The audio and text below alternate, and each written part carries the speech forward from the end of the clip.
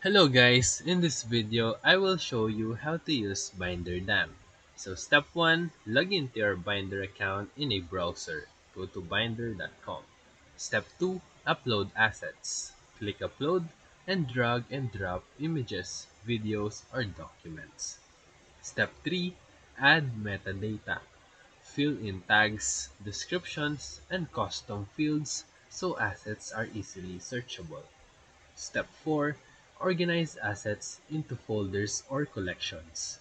Create a structure that matches your team's workflow. Step 5, go to user management and assign roles to control who can view or edit your assets. Step 6, use version control. Upload updated versions of assets. Binder will keep previous versions for rollback if needed. Step 7, create shareable links. Click on Asset, choose Share, set expiry or password options, then send the link to shareholders. Step 8, integrate with Creative Tools. Install Binder plugins for Adobe Creative Cloud to access assets directly in Photoshop or Illustrator.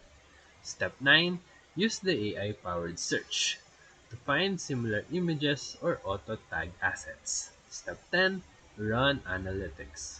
Check your asset download stats and use usage reports in the analytics dashboard to see what content performs the best.